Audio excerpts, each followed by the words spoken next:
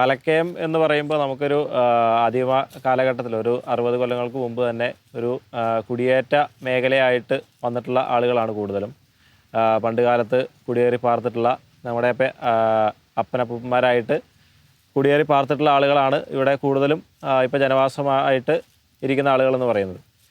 പാലക്കയത്തേക്ക് നമുക്ക് വരാനുള്ള 2 മാർഗ്ഗം എന്ന് പറയുന്നത്, ഒന്ന് ഇടക്കുറിശ്ശി, പാലക്കാട് നിന്ന് വരികയാണെങ്കിൽ ഇടക്കുറിശ്ശിയിൽ നിന്ന് കയറി നമുക്ക് വരണം.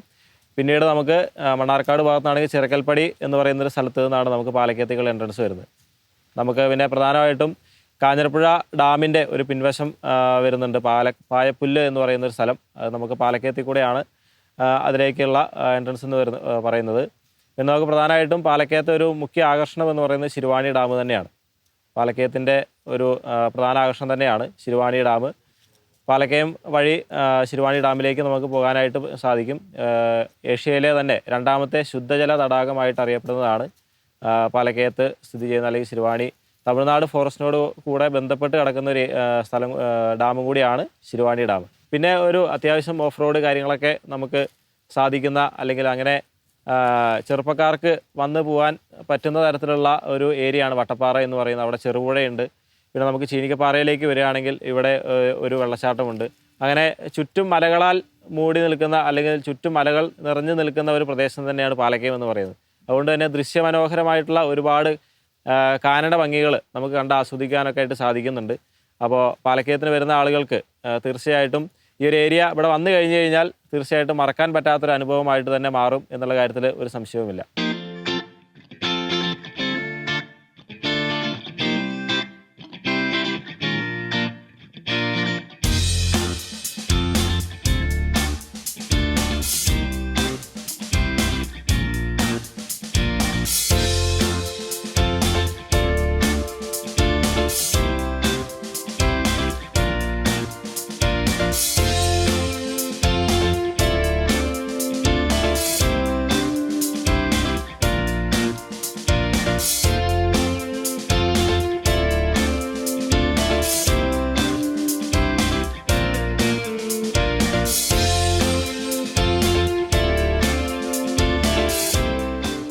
എത്ര കാലമായി ഇവിടെയൊക്കെ വന്നിട്ട്?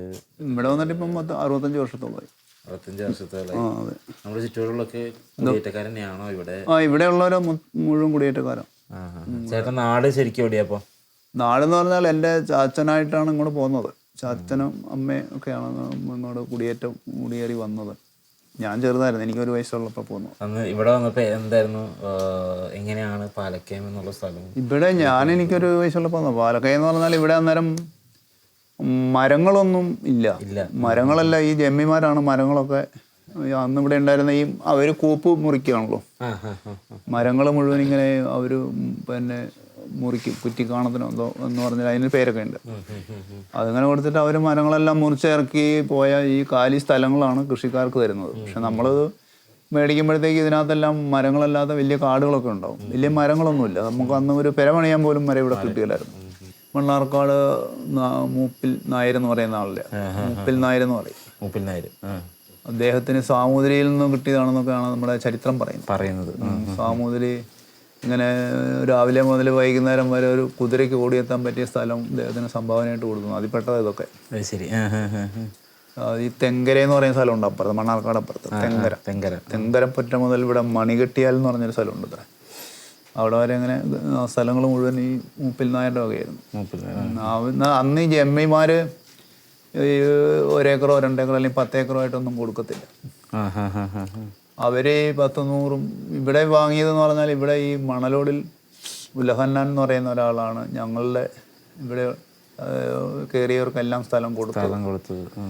അദ്ദേഹം വന്നിട്ട് ഇവിടെ ഒരു 500 പിന്നെ ഒരു 300, അല്ല അപ്പുറത്തെ ഒരു 500 ഇവിടെ ഒരു 300 ഏക്കറും പുള്ളി വാങ്ങി. ജമ്മിയുടെ അടുത്ത് നിന്ന് പുള്ളി വാങ്ങി. അപ്പോൾ അത്രയും കൂടുതൽ സ്ഥലമൊക്കെ വാങ്ങിയാലേ ജമ്മിമാർ കൊടുക്കത്തുള്ളൂ. അങ്ങനെ അദ്ദേഹം വാങ്ങിയിട്ട് അദ്ദേഹം ഇങ്ങനെ മറിച്ച് ഇവർക്ക് ഈ ആളുകളെ കൊണ്ടുവന്നിട്ട് ഈ കുറവങ്ങാട് നിന്നൊക്കെ ആൾക്കാരെ മറ്റു സ്ഥലങ്ങളിൽ നിന്നൊക്കെ കൊണ്ടുവരുന്ന അദ്ദേഹം കൊണ്ടുവന്നിട്ട് കൊടുക്കുക. ഇപ്പം ഇവിടെ ഞങ്ങളിവിടെ നെൽകൃഷിയൊക്കെ ഉണ്ടായിരുന്നു അപ്പുറത്ത്. അവിടെയൊക്കെ ഈ ഈറ്റയെന്ന് പറയുന്ന ഈറ്റയും ഓടയൊക്കെ വളർന്നിട്ട് അവിടെ അന്നത്തെ കാലത്ത് ആനയൊക്കെ ഉണ്ടായിരുന്നു ഇവിടെ. അവിടെ ഈ നെൽകൃഷി എന്ന് പറഞ്ഞാൽ നാട്ടിൽ നിന്ന് പോരുന്ന ആൾക്കാർക്ക് നെല്ല് കൃഷി ചെയ്യാനായിട്ട് ഉള്ള ഒരു സ്ഥലം നോക്കിയിട്ട് അവർ കൂടുതലും മേടിക്കുന്നത്. അന്നത്തെ കാലത്ത് നെൽകൃഷിക്ക് വലിയ ഇതല്ലായിരുന്നു. നെല്ല് വേണമല്ലോ, ചിലവ് കഴിയാനായിട്ട് നെല്ല് കിട്ടുമെന്നാണ് ചോദിക്കുന്നത്. ഇപ്പോൾ നമ്മളിവിടെ വന്നിട്ട് നാട്ടിലേക്ക് ചെന്ന് കഴിഞ്ഞാൽ ഇപ്പോൾ ചാച്ചനോടൊക്കെ ആണെങ്കിലും ചോദിക്കുന്നത് ഞാൻ കേട്ടിട്ടുണ്ട്, ചിലവിന് നെല്ല് കിട്ടുമെന്ന്. അപ്പോൾ അങ്ങനെ നെൽകൃഷി ഉണ്ടായിരുന്നു. കുറേ കാലം നെൽകൃഷി ചെയ്തു. പിന്നെ അത് ചെയ്യാൻ ആൾ കിട്ടാതെ വന്നപ്പോഴാണ് നിർത്തിയത്. പിന്നെ മലയിൽ നെല്ല് കൃഷി ചെയ്യുമായിരുന്നു. ഇതുപോലുള്ള മല നമ്മൾ വെട്ടിത്തെളിക്കുമല്ലോ, ചെറിയ കാടൊക്കെ ഉള്ളത് വെട്ടിത്തെളിക്കുമ്പം വെട്ടിത്തെളിച്ച് വെച്ചാൽ അതിനകത്ത് നെല്ല് വിതച്ച് കൃഷി ചെയ്യുമായിരുന്നു. അതിന് മലം കൃഷി എന്നൊക്കെ പറയും. മല കൃഷി, കരകൃഷി എന്നൊക്കെ പറയുന്നത് തന്നെ. പിന്നെ പെട്ടെന്നുള്ള കൃഷി എന്ന് പറഞ്ഞാൽ അന്ന് തെരുവപ്പുല്ലാണ്. തെരുവ കൃഷി ഉണ്ടാവും. ഈ മലയൊക്കെ വെട്ടിയിട്ട് അതിൽ പിന്നെ തെരുവപ്പുല്ല് കൃഷി ചെയ്യുമായിരുന്നു. തെരുവ ഇടുക എന്ന് പറയും. അതിപ്പോൾ എവിടെ പോയിട്ട്, വയനാട്ടിൽ എവിടെ പോയിട്ട് ഈ തെരുവയുടെ അരി മേടിച്ചുകൊണ്ട് വന്നിട്ട് അതങ്ങനെ വിതച്ച് ചെറുതായിട്ട് കിളച്ചൊക്കെ കൊടുക്കും. ഒത്തിരി ഇങ്ങനെ മലയിൽ ആ പുല്ല് അതൊരു 10-60 ദിവസം കൊണ്ടേ മുറിച്ചെടുക്കാറാവും. മുറിച്ചിട്ട് വലിയ ചെമ്പും വീപ്പയൊക്കെ വെച്ച് വാറ്റി അതിൻ്റെ തൈലം കൊണ്ടുപോയിട്ട്, തൈലം എടുത്തു കഴിഞ്ഞാൽ അത് കൊണ്ടുപോയി വിറ്റ പൈസ കിട്ടും. പക്ഷെ അതിനൊത്തിരി വിറകൊക്കെ വേണം.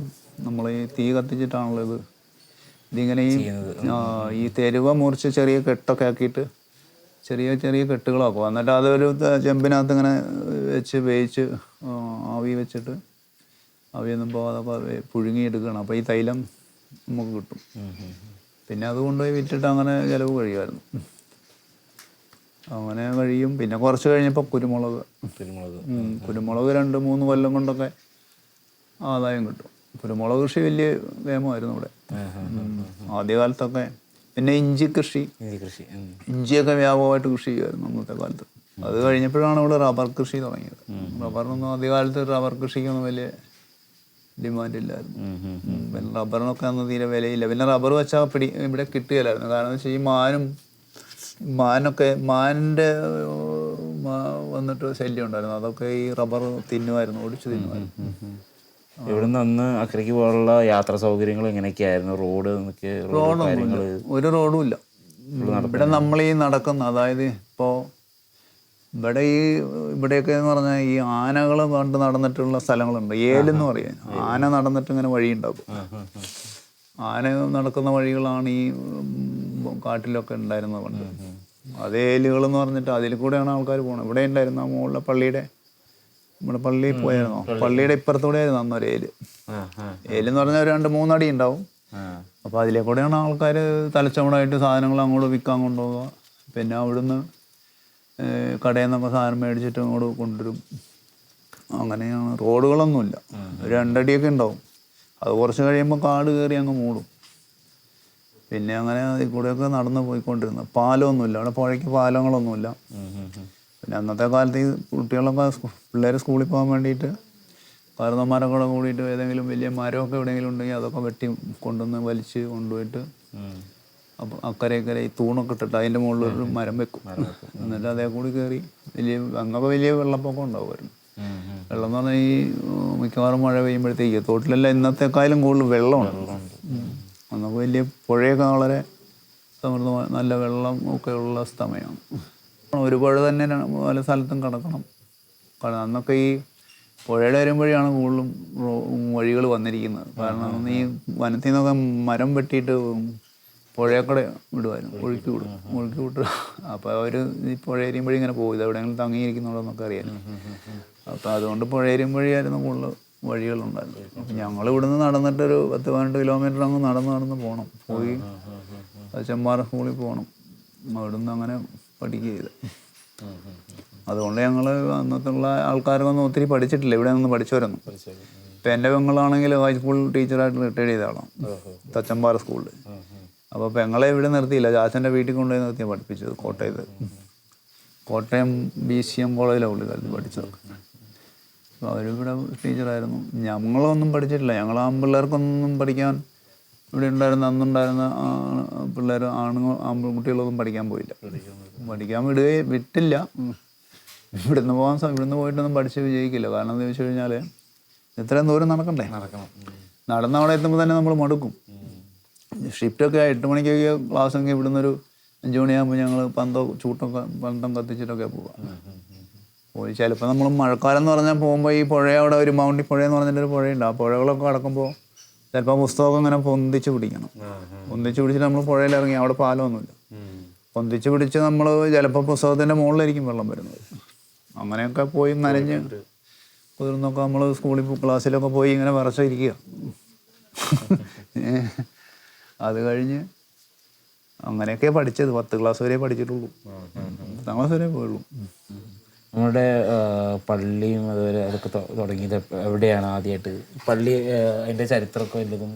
പള്ളി തുടങ്ങിയത് പാലക്കയത്ത പള്ളി ആദ്യം തുടങ്ങിയത്. പാലക്കയം പള്ളി എന്ന് പറഞ്ഞാൽ ഇവിടെ ആൾക്കാരൊക്കെ വന്നിട്ട് പള്ളിയൊന്നും ഇല്ലായിരുന്നു. മണ്ണാർക്കാടൊക്കെ പള്ളി ഇപ്പം കൊണ്ട്. മണ്ണാർക്കാട് നമ്മുടെ ഒരു ലാറ്റിൻ പള്ളിയുണ്ട്, നെല്ലിപ്പുഴ. ആ പള്ളിയിലൊക്കെ പോകുമായിരുന്നു ആൾക്കാർ. പിന്നെ ഞങ്ങൾ പൊറ്റശ്ശേരി പള്ളിയിലാണ് പോണത്. പിന്നെ പൊറ്റശ്ശേരി പള്ളിയിൽ പോകും. അത് രാവിലെ വെളുപ്പിനൊക്കെ നമ്മൾ പന്തൊക്കെ കെട്ടിയിട്ട് പള്ളിയിൽ പോകണം, കുർബാനയൊക്കെ കാണും. പെരുന്നാളിനൊക്കെ അവിടെ പോയ ഓർമ്മകളുണ്ട് എനിക്ക്. പൊറ്റശ്ശേരി ആ പള്ളിയൊക്കെ ഇവിടെയുള്ള ആൾക്കാരൊക്കെ പോകും. ആ പള്ളി ഇവിടെ ഞാൻ കൂടിയിട്ടുണ്ടെന്നാണ് പറയുന്നത്. പിന്നെ മണ്ണാർക്കാട് പള്ളിയിൽ പോകും. അങ്ങനെ 62 അവിടെ പാലക്കയത്ത് പള്ളി പണിയുന്നു. 1962 പാലക്കയത്ത് പള്ളി. ആദ്യം ഒരു പുല്ലുമേഞ്ഞ ഒരു ചെറിയൊരു പള്ളി ഉണ്ടാക്കി, അത് താഴെ പാലക്കയത്ത്. അതിലാണ് ആദ്യം കുർബാനയൊക്കെ. അതവരവിടെ ഒരു 10 ഏക്കർ സ്ഥലം പള്ളിക്ക് കൊടുത്തായിരുന്നു. തോമസ് ചേട്ടനായ പൂവത്തങ്ക തോമസ് ചേട്ടൻ എന്ന് പറയുന്ന ആൾ. പിന്നെ അവിടെ പള്ളി വെച്ചിട്ട് ആ പള്ളിയിലാണ് പൊയ്ക്കൊണ്ടിരുന്നത്.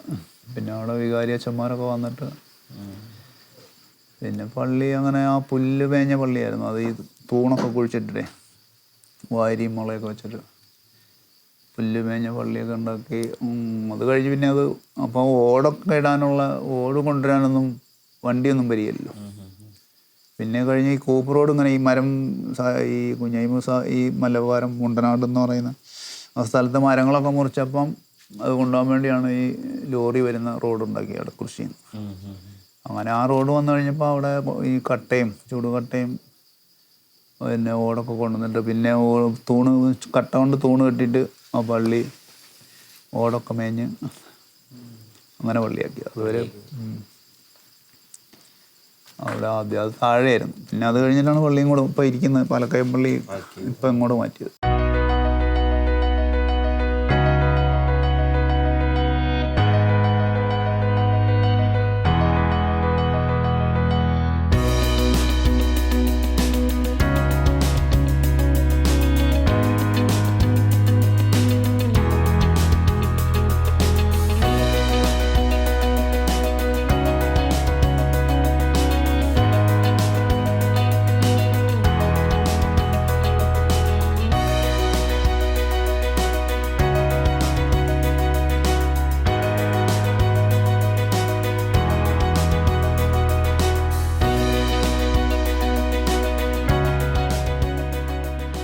എന്തൊക്കെ തരത്തിലുള്ള കൃഷികളാണ് ഇവിടെ കൂടുതലും നടത്തിക്കൊണ്ടിരിക്കുന്നത്? ഇവിടെ പ്രധാനമായിട്ട് തെങ്ങ്, പിന്നെ കമുക്, പിന്നെ അതേപോലെ ജാതി, പിന്നെ വാഴക്കൃഷി മെയിനായിട്ടുള്ള ഒരു പരിപാടിയാണ് ഉണ്ട്. അതിനൊക്കെ കഴിഞ്ഞ് ഏറ്റവും കൂടുതലായിട്ട് ചെയ്യുന്നത് തേനീച്ച കൃഷിയാണ്. തേനീച്ച ഒരു 300-350 ബോക്സ് കിട്ടുന്നുണ്ട്. എത്രത്തോളം ഇൻകം ഒക്കെ കിട്ടുന്നുണ്ട് ഇപ്പോൾ? ഏത് ഇനത്തിനാണ് ഏറ്റവും കൂടുതൽ വരുമാനം കിട്ടുന്നത്? തേനീച്ചന്നാണോ തെങ്ങുന്നാണോ? ഏതാണ്ട് നമുക്കൊരു മിക്സഡ് ഫാമിംഗ് ആകുമ്പോഴാണ് നമുക്ക് കൂടുതൽ വിജയം കിട്ടുന്നത്. ഒന്നിൽ നിന്ന് തന്നെ ആകുമ്പോഴാണല്ലോ നമുക്ക് ബുദ്ധിമുട്ട് വരുന്നത്. ഒന്നിൻ്റെ വില പോയി കഴിഞ്ഞ് കഴിയുമ്പോൾ മറ്റൊന്നിന് പിടിച്ചു നിൽക്കാൻ പറ്റാണ്ട് വരും നമുക്ക് ബാക്കിയുള്ള. അപ്പോൾ ഇത് പലതാവുമ്പോൾ ആയിക്കഴിഞ്ഞ് കഴിയുമ്പോൾ ഇക്കൊല്ലം തേങ്ങായ്ക്ക് വിലയില്ല, പക്ഷെ അപ്പോൾ അടയ്ക്കായ്ക്ക് വിലയുണ്ട്, അത് കുഴപ്പമില്ല. അപ്പോൾ അതുപോലെ തന്നെ ജാതിക്കായ്ക്കും വിലയുണ്ട്. ഇതിനെയൊക്കെ മെയിൻറ്റെയിൻ ചെയ്ത് പോകാനായിട്ട് തേനീച്ചയുണ്ട്. അതിൻ്റെ വില ഒരിക്കലും താന്നു പോകുന്നില്ല. തേനീച്ചന്ന് തേൻ മാത്രമേ കൊടുക്കുന്നുള്ളൂ അതോ വേറെ വല്ല നമ്മുടെ തേനും അതിൻ്റെ മെഴുക് കൊടുക്കുന്നുണ്ട്. അതുപോലെ തന്നെ മെഴുകിന്ന് ക്രീം ഉണ്ടാക്കി കൊടുക്കുന്നുണ്ട്. തേനീച്ചയുടെ മെഴുകും വെളിച്ചെണ്ണയും കൂടെ മിക്സ് ചെയ്തിട്ട് ബി വാക്സ് ക്രീം എന്നും പറഞ്ഞിട്ട് മോയ്സ്ചറൈസ് ചെയ്യാനുണ്ട്. സ്വന്തമായിട്ടുള്ള ബ്രാൻഡിങ് ആണോ അങ്ങനെ? തേനാണ് ഇപ്പം നമ്മളിപ്പോൾ ബ്രാൻഡ് ചെയ്തിട്ടുള്ളത്. അതേ ബ്രാൻഡിൽ തന്നെയാണ് ഈ ക്രീമും കൊടുത്തോണ്ടിരിക്കുന്നത്. സിരുവാണി ഹണി എന്നും പറഞ്ഞിട്ടാണ് ഇപ്പൊ തേൻ കൊടുത്തോണ്ടിരിക്കുന്നത്. ഹോൾസെയിലും കൊടുക്കുന്നുണ്ട്, റീറ്റെയിലും കൊടുക്കുന്നുണ്ട്. മറ്റുള്ള ഇതൊക്കെയോ പ്രൊഡക്റ്റുകൾ തേങ്ങ ജാതിന്നൊക്കെയോ? ജാതിക്കായും ഇവിടെ തന്നെയാണ് നമ്മളുടെ സെയിൽസ്. ഇവിടെ വരും ആൾക്കാർ. അപ്പം നമുക്ക് കൂടുതൽ വില പേശാം. കൊണ്ടുപോയി കൊടുത്തു കഴിയുമ്പോഴല്ലേ, കടയിൽ കൊണ്ടുപോയി കൊടുത്തു കഴിയുമ്പോഴല്ലേ അവർ പറയുന്ന വിലയ്ക്ക് നമ്മൾ കൊടുത്ത് ഒഴിവാക്കി. അതെ, ഇവിടെ വന്നു കഴിയുമ്പം അവർ പറയുന്ന വില നമുക്ക് പറ്റിയിട്ടില്ലെങ്കിൽ നമുക്ക് വീണ്ടും പിടിച്ചു വെക്കാമല്ലോ. എന്തൊക്കെ ഇനത്തിലുള്ള മരങ്ങൾ സാധനങ്ങളൊക്കെ ഉണ്ട് ഇവിടെ? ഏകദേശം 100ഓളം ഇനം ഫ്രൂട്ട്സ് ഐറ്റംസ് ഉണ്ട്. ഫ്രൂട്ട്സ് ഉണ്ട്. ഡ്രാഗൺ ഫ്രൂട്ട്, അതുപോലെ ഇപ്പോൾ ഡ്രാഗൺ ഫ്രൂട്ട് ഒരു വ്യാവസായിക അടിസ്ഥാനത്തിൽ തന്നെ ചെയ്യാനുള്ള ഒരു പരിപാടിയിലാണ്. ഏകദേശം ഒരു 50 ചുവട് ഇപ്പോൾ പുതിയതായിട്ട് പ്ലാന്റ് ചെയ്തിട്ടുണ്ട്. നേരത്തെ പ്ലാന്റ് ചെയ്ത് വിളവെടുത്ത് സംഗതി ഇവിടെ വിജയിക്കും എന്ന് കണ്ടതിന് ശേഷമാണ് അതിലേക്ക് തിരിഞ്ഞത്. അതുപോലെ തന്നെ വെറൈറ്റി ആയിട്ട് ഇപ്പോൾ ചെയ്യുന്നത് അരിക്കുന്നൻ എന്നും പറയുന്നത് കുട്ടികൾക്ക് കൊടുക്കാനായിട്ട് അത്യാവശ്യം നല്ല മാർക്കറ്റ് കിട്ടുന്നുണ്ട്. ഒരു കിലോയ്ക്ക് ഒരു 50 രൂപ വെച്ച്. അത് പൂർണ്ണമായിട്ടും ജൈവ, ഒരു വളവും ചെയ്യുന്നില്ല അതിന്. ബാക്കിയൊക്കെ എങ്ങനെയാ? ജൈവവും എല്ലാം ജൈവ കൃഷിയാണോ അതോ? ജൈവം ഒന്നും പറയാൻ പറ്റില്ല. നമ്മൾ ഒരു മിക്സഡ് ഫാമിങ് തന്നെയാണ്. വളം, രാസവളം. അപ്പോൾ ഉദാഹരണത്തിന് ഇപ്പോൾ പൊട്ടാഷ് നമുക്ക് തെങ്ങിനും കവുങ്ങിനും ജാതിക്കും ഒഴിവാക്കാനാവാത്ത ഒരു സാധനമാണ്. നല്ല വിളവ് കിട്ടണമെങ്കിൽ എന്താണേലും പൊട്ടാഷ് നിർബന്ധമായിട്ടും വേണം. അപ്പം അതുകൊണ്ട് പൊട്ടാഷ് ഒഴിവാക്കിയിട്ട് ചെയ്ത, പ്രത്യേകിച്ച് എന്താണെന്ന് വെച്ച് കഴിഞ്ഞാൽ കൃഷിയെ കൊണ്ട് മാത്രം ജീവിക്കുന്ന ഒരാൾക്കാരാണ്. നമുക്ക് വേറെ വരുമാനങ്ങളൊന്നുമില്ല. കൃഷിയും അതിൻ്റെ അനുബന്ധ മേഖലകളുമാണ്. അപ്പോൾ അതുകൊണ്ട് അതിൽ നിന്ന് പരമാവധി ഉൽപ്പാദനം എടുക്കുക എന്നുള്ളതാണ് നമ്മുടെ ലക്ഷ്യം. അപ്പോൾ അതിന് മിക്സഡായിട്ട് ജൈവവും രാസ വളങ്ങളും കൂടി മിക്സാക്കിയിട്ട് ചെയ്തുകൊണ്ടിരിക്കുന്നത്. ഒപ്പം ജൈവമുണ്ട്, വെച്ചൂര് പശുവും കാര്യങ്ങളുമൊക്കെ ആയിട്ട്, നാടൻ പശുവായിട്ട് അതും കൂടെ ചെയ്ത് കൊടുക്കുന്നുണ്ട്. ചാണകം ഇടുന്നത് മെയിനായിട്ട് ചാണകം പുളിപ്പിച്ചൊഴിക്കുക നമ്മൾ ചെയ്യുന്നത്. പുളിപ്പിച്ചൊഴിക്കുക, പിണ്ണാക്കും ചാണകവും ശർക്കരയും കൂടി ജീവാമൃതം മോഡൽ ഉണ്ടാക്കി കൊടുക്കുകയാണ്. അപ്പോൾ ചെടികൾക്കൊരു ഉഷാറ് കിട്ടുന്നുണ്ട്. നാടൻ പശുവിൻ്റെ വെച്ചൂര് നാടൻ തന്നെയാണ് വെച്ചൂര് എന്ന് പറയുന്നത്. അതിൻ്റെ തന്നെ ചാണകമാണ് നമ്മൾ ഇതിനായിട്ട് ഈ പുളിപ്പിക്കാനായിട്ട് ഉപയോഗിക്കുന്നത്. ഇതിന്റെ മാർക്കറ്റിംഗ് ഒക്കെ എങ്ങനെയാ? നമുക്ക് പറഞ്ഞാൽ നമ്മളിപ്പോൾ പോകുന്ന സ്ഥലങ്ങൾ അവിടെ വരുന്നുണ്ട്, ഹോൾസെയിലൊക്കെ കൊടുക്കുന്നത് എങ്ങനെയൊക്കെയാണ് നമ്മുടെ ഈ പരിസരങ്ങളിൽ അതിന്റെ അവൈലബിലിറ്റി? തേങ്ങായും അടക്കയും ജാതിക്കായും ഇത് മെയിൻ 3 സാധനങ്ങളും ഇവിടെ തന്നെ വിൽക്കുകയാണ്. ഇവിടെ വില പറഞ്ഞിട്ട് ഇവിടെ തന്നെ ആൾക്കാരെ കൊണ്ടുവന്നിട്ട് ഇവിടെ നിന്ന് വിൽക്കുകയാണ്. ഞാൻ നേരത്തെ പറഞ്ഞ മാതിരി ജാതിയുടെയും ഇതിൻ്റെയൊക്കെ കാര്യത്തിൽ നമ്മൾക്ക് വില ചേരുകയാണെങ്കിൽ മാത്രം കൊടുത്താൽ മതിയല്ലോ. ഇവിടെ കൊടുക്കുകയാണെങ്കിൽ കൊണ്ടുപോയി കൊടുക്കുമ്പോഴല്ലേ മറ്റു ബുദ്ധിമുട്ടുണ്ടാവുക. അപ്പോൾ അതുകൊണ്ട് ഈ പ്രധാനപ്പെട്ട സാധനങ്ങൾ ഇവിടെ തന്നെ കൊടുക്കുകയാണ്. പിന്നെ ഉള്ളത് തേനാണ്. തേന ഹോൾസെയിലായിട്ട് റീറ്റെയിലായിട്ടും കൊടുക്കുന്നുണ്ട്. തെങ്ങ്, കവുങ്ങ് എന്നുള്ള ഈ മാരക ഇതെന്നൊക്കെ രോഗങ്ങളിൽ നിന്നൊക്കെ ഭയങ്കര ബുദ്ധിമുട്ട് വരുന്നുണ്ടോ ഇവിടെ? ഭയങ്കര ബുദ്ധിമുട്ടെന്ന് പറഞ്ഞു കഴിഞ്ഞാൽ തെങ്ങിനൊരു മഞ്ഞളിപ്പ് വരുന്നുണ്ട്. പക്ഷെ അതിനെയൊക്കെ ഈ ജീവാമൃതമൊക്കെ ഒഴിച്ചു കൊടുത്തു കഴിയുമ്പോൾ കുറച്ചൊരു മാറ്റം വരുന്നുണ്ട്. പൊതുവെ അത്യാവശ്യം നല്ല ഒരു 150 തേങ്ങകൾ ഒരു തെങ്ങിന്ന് ആവറേജ് കിട്ടുന്നുണ്ട്. കവുങ്ങുന്നും ഏകദേശം നല്ല രീതിയിൽ ഒരു 3.5-4 ലക്ഷം രൂപയ്ക്ക് ഒരുമിച്ച് കൊടുക്കാവുന്ന രീതിയിൽ കിട്ടുന്നു. ഈ തേനീച്ച എങ്ങനെയാ? ഏത് ടൈപ്പ്, ഹൈബ്രിഡ് എന്തെങ്കിലും ഉണ്ടോ? തേനീച്ചകളാണ് ഞൊടിയൻ തേനീച്ച എന്നാ പറയുന്നത്. നമ്മൾ ഈ പെട്ടികളിൽ വളർത്തുന്ന തേനീച്ചകൾ അതാണ് നമ്മൾക്ക് ഇവിടെ വ്യാവസായികമായിട്ട് വളർത്താൻ പറ്റിയത്. പിന്നെ വേറെ ഇറ്റാലിയൻ തേനീച്ചയാണ്. അതിന് ഇവിടെ അത്രയും അങ്ങോട്ട് വിജയിച്ചിട്ടില്ല. ഇതിനു മുമ്പ് പലരും പരീക്ഷിച്ച് നോക്കി പരാജയപ്പെട്ട അനുഭവം നമുക്ക് കേട്ടിട്ടുണ്ട്. അതുകൊണ്ട് അതിലേക്ക് തിരിഞ്ഞിട്ടില്ല. ഇറ്റാലിയൻ തേനീച്ചയ്ക്ക് കുറച്ചുകൂടെ തേന് കൂടുതൽ കിട്ടും, ഉൽപ്പാദനം കൂടുതൽ കിട്ടും. ഒരു കൊല്ലം ഒരു മാസമൊക്കെ എത്രത്തോളം കിട്ടും? ഒരു വർഷം നമ്മളുടെ ഇന്ത്യൻ തേനീച്ച, അതായത് ഈ ഞൊടിയൻ തേനീച്ചയിൽ നിന്ന് 15 കിലോയാണ് കിട്ടുന്നത്. 15 കിലോ ഒരു ബോക്സിൽ നിന്ന് ആവറേജ്. മിനിമം 10, മാക്സിമം 15, 25 വരെ കിട്ടുന്ന കൊല്ലങ്ങൾ ഉണ്ടായിരുന്നു നേരത്തെയൊക്കെ. ഇപ്പോൾ 15 വരെയൊക്കെ കിട്ടുന്നുള്ളൂ. അതേസമയം സീസൺ ഒരു ഫെബ്രുവരി പകുതി തൊട്ട് മെയ് ആദ്യം വരെ. മെയ് 1-ാം തീയതിയൊക്കെ ആകുമ്പോഴത്തേക്കും കഴിയും. ചില കൊല്ലം വിഷു ആകുമ്പോഴത്തേക്കും കഴിയും. ഏപ്രിൽ 14 ഒക്കെ ആകുമ്പോഴത്തേക്കും സീസൺ കഴിയും. ആ ഒരു സമയത്ത് മാത്രമാണ് നമുക്ക് തേൻ ഉൽപാദനം. അതുവരെ ബാക്കി അനുബന്ധ പരിപാടികളാണ് തേനീച്ചയുടെ ചെയ്തുകൊണ്ടിരിക്കുന്നത്. തേനീച്ചയ്ക്ക് അവൻ്റെ വളർച്ചയ്ക്ക് ആവശ്യമായ എന്തൊക്കെയാണ് ഭക്ഷണ രീതികൾ? തേനീച്ചകൾ പ്രധാനമായിട്ടും തേനീച്ച കൂട്ടിൽ നിന്ന് ഒഴിവായി പോകാതിരിക്കാനായിട്ട് അവർക്ക് ക്ഷാമകാലത്ത് നമ്മൾ പഞ്ചസാര ലായനി കൊടുക്കണം. ചിലർക്കൊരു തെറ്റിദ്ധാരണയുണ്ട് ഈ പഞ്ചസാര ലായനി കൊടുത്തിട്ട് അതാണ് തേനാക്കി വരുന്നതെന്നുള്ളത്.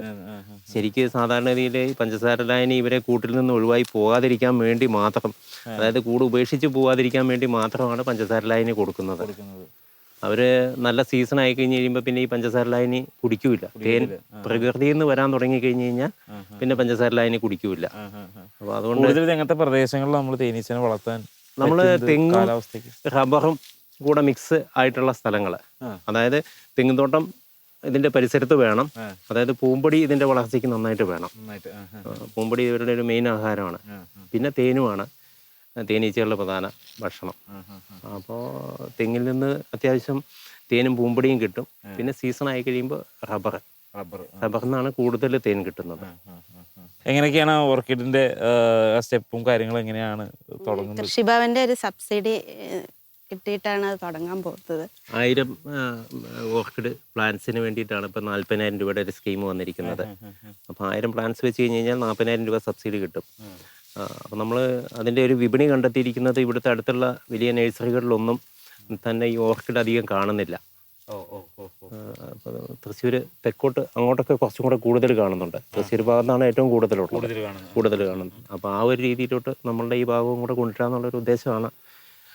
തന്നെയല്ല ലാഭമുള്ളൊരു പരിപാടിയാണ്. ചെറിയ രീതിയിൽ ഞങ്ങൾ നഴ്സറി ആയിട്ട് ഇപ്പോൾ ചെയ്യുന്നുണ്ട്. തെങ്ങ്, കവുങ്ങ്, ജാതിയൊക്കെ കൊടുക്കുന്നുണ്ട്. അപ്പോൾ ആ കൂട്ടത്തിൽ ഒന്നും കൂടെ ഇതും കൂടെ ഓർക്കിഡ് ഏകദേശം ഒരു 100 ഐറ്റം വെറൈറ്റി കൊണ്ടുവരാനാണ് ഉദ്ദേശിക്കുന്നത്. ഏകദേശം ഒരു 10-35 വെറൈറ്റികൾ ഇപ്പോൾ സ്റ്റോക്കിൽ എത്തിയിട്ടുണ്ട്. ഒരു 350-400 എത്തി. ഇനി ഒരു 650 കൂടെയൊക്കെ 600-650 കൂടി ആകുമ്പോഴത്തേക്കും ഞങ്ങൾ ടാർഗറ്റിലേക്ക് എത്തും. അത് കഴിയുമ്പോഴത്തേക്കും നഴ്സറിയിലേക്ക് തിരിയുക, വിൽപ്പന തുടങ്ങുന്ന. മറ്റുള്ള കൃഷികൾ എന്തൊക്കെയുണ്ട്? പശു, മത്സ്യം, അങ്ങനത്തെ മീൻ കൃഷിയുണ്ട്. മീൻ കൃഷി എന്ന് പറഞ്ഞു കഴിഞ്ഞാൽ ഗിഫ്റ്റ് തിലോപ്പിയാണ് മെയിനായിട്ട് ചെയ്യുന്നത്. വർഷത്തിലൊന്നാണ് അതിനെ വിളവെടുക്കുന്നത്. അതിന് ആദ്യമൊക്കെ പെല്ലറ്റ് തീറ്റയായിരുന്നു കൊടുത്തുകൊണ്ടിരുന്നത്. കണക്കുകൾ വെച്ച് നോക്കുമ്പം അത് ഇപ്പോഴത്തെ മാർക്കറ്റ് വിലയിൽ കൊടുത്താൽ നമുക്ക് മുതലാകുന്നില്ല. അപ്പോൾ ഇപ്പോൾ പൂർണ്ണമായിട്ടും പുല്ല്, വാഴയില, ചേമ്പിൻ്റെ ഇല, ചേനയില, പുല്ല് അങ്ങനെയൊക്കെ കൊടുത്ത് ആണ് ഇപ്പോൾ വളർത്തുന്നത്. അപ്പോഴാകുമ്പോൾ വലിയ ചെലവ് കുറവുണ്ട്. ഇല്ല, അത് വെറുതെ അങ്ങനെ തന്നെ ഇട്ട് കൊടുത്തു കഴിഞ്ഞ് കഴിഞ്ഞാൽ അവർ കഴിച്ചോളൂ. ഏതൊക്കെ തരം മീനുള്ള കൂടുതലും? Gift tilapia. മറ്റേത് പരീക്ഷിച്ച് നോക്കിയിട്ട് അത് അത്ര വിജയിക്കുന്നില്ല, ലാഭകരമായിട്ടൊന്നല്ല. ഇതാകുമ്പോൾ പെട്ടെന്ന് വളരുന്നുണ്ട്. ഏകദേശം 6 മാസം കൊണ്ടാകുമെന്ന് പറയുന്നുണ്ടെങ്കിലും നമ്മളുടെ അനുഭവത്തിൽ 1 വർഷം വരെ പോകുന്നുണ്ട്. ഒരു പ്രാവശ്യത്തെ വിളവെടുപ്പ്. ഒന്നെങ്കിൽ ക്രിസ്തുമസിന് അല്ലെങ്കിൽ നോയമ്പ് വീട്ടില് അങ്ങനെ കണക്കാക്കിയിട്ടാണ്. പുറത്തേക്ക് അപ്പോൾ കൊടുക്കുന്നില്ല. നമ്മുടെ തന്നെ വാട്സപ്പ് ഗ്രൂപ്പും ഫേസ്ബുക്കിലും ഒക്കെ ഇട്ട് കഴിയുമ്പോൾ ഇവിടെ തന്നെ ചിലവായിക്കോളും. നാട്ടുകാർ തന്നെ എല്ലാം മേടിച്ച് പോയി. കുളത്തിന് 12 അടി താഴ്ചയുണ്ട്. ഏകദേശം ഒരു 1000 മീനിടാം. ഉറവയുണ്ട്. സ്വാഭാവിക ഉറവയുണ്ട്. കരിങ്കല്ല് കൊണ്ട് കെട്ടിയിരിക്കുന്ന. കുറെ അംഗീകാരങ്ങളൊക്കെ കിട്ടിയെന്ന് പറയുന്നുണ്ടായിരുന്നു. കർഷകശ്രീ പോലുള്ള. ആദ്യം സംസ്ഥാന സർക്കാരിന്റെ കേരകേസരി അവാർഡാണ് മെയിനായിട്ട് കിട്ടിയത്. അത് 2013. അതിനുശേഷം ഈ ഗാന്ധിജി സ്റ്റഡി സെന്ററിന്റെ കർഷക തിലക അവാർഡ്, ജൈവ കർഷകർക്കുള്ള ഒരു അവാർഡാണ്. അത് 2 ലക്ഷം രൂപ ആയിരുന്നു അന്നത്തെ കാലത്ത്. അതുപോലെ തന്നെ പിന്നെ കർഷകശ്രീയിൽ 2ാം സ്ഥാനത്ത് വന്ന് ഒരു തവണ. അത്രയും ആണ്. പിന്നെ 2017. ഇത്രയും കൃഷികൾക്ക് ഇത്രയും പ്രശ്നവും അതുപോലെ തന്നെ വരുമാനം കുറവാണെന്നതും കുറെ രോഗങ്ങൾ വരുന്നതും കുറെ പ്രശ്നങ്ങൾ, സമരങ്ങളൊക്കെ നടക്കുന്നത് കാണുന്നുണ്ട്. ഇതിലൊക്കെ വെച്ചിട്ട് ഇത് എങ്ങനെയാണ് അതിജീവിക്കുന്നത്? ഇത് പിന്നെയും കൃഷി തന്നെ തുടർന്ന് പോവാം എന്നുള്ളൊരു ഉത്തേജനം എന്താണത്? എന്താണേലും നന്നായി അങ്ങനെ ചോദിച്ചത്. ഞങ്ങൾ ഇന്നലെയും കൂടെ പറഞ്ഞതാണ് ഞങ്ങൾ തമ്മിൽ. നമ്മൾ ഈ കൃഷി ചെയ്യാൻ തുടങ്ങിയത് എത്രയോ ഭാഗ്യം. കാരണം നമുക്ക് ഇഷ്ടമുള്ളപ്പം ചെയ്യാം, ഇഷ്ടമുള്ളപ്പോൾ വേണ്ടെന്ന് വെക്കാം. എന്നാലും വരുമാനവും മറ്റൊരു ജോലിക്കാരനെ കഴിഞ്ഞും വരുമാനമൊട്ടും ഉണ്ട് താനും. ആ ഒരു കാര്യത്തിൽ ഞങ്ങൾ എപ്പോഴും സംതൃപ്തരാണ് കൃഷി കൊണ്ട് തന്നെ പോകുന്നത്. പിന്നെ ഒരു വിള തന്നെ അല്ലല്ലോ നമ്മൾ ചെയ്യുന്നത്, പല വിളകളാണ്. അപ്പോൾ അതുകൊണ്ട് ഒരിക്കലും നമ്മളുടെ വരുമാനത്തിന് പറ്റെ ഇരുന്ന് പോകുന്ന ഒരു പ്രശ്നം വരുന്നില്ല. എന്താണേലും ഞങ്ങളതിൽ സംതൃപ്തരാണ്. അതുകൊണ്ട് തന്നെ ഇനി മുന്നോട്ട് പോകാം. മക്കളുടെ കാര്യം പറയുമ്പോൾ ഇനി ഇവർക്ക് ജോലി കിട്ടിയില്ലെങ്കിലും ഈ കൃഷിയൊക്കെ നന്നായിട്ട് പഠിപ്പിച്ചാൽ മതി എന്നൊരു സംസാരം തന്നെ ഞങ്ങൾ ഇടയ്ക്ക് പറയലുണ്ട്. ആ. അപ്പോൾ കൃഷിനെ സംബന്ധിച്ച് ഇത്രയും പുറവും കൃഷിയും എല്ലാം ആയിട്ട് ഹാപ്പി ആണപ്പോ? തീർച്ചയായിട്ടും നമ്മൾ ഉറപ്പിച്ചു പറയും. വരുമാനത്തിലാണെങ്കിലും നഷ്ടമില്ല, കടവുമില്ല, സമാധാനമായിട്ട് ജീവിതം മുമ്പോട്ട് പോകാൻ ഇത് തന്നെ നല്ല വഴി. ബാധ്യതകളും ഇല്ല. Thank you. ശരി.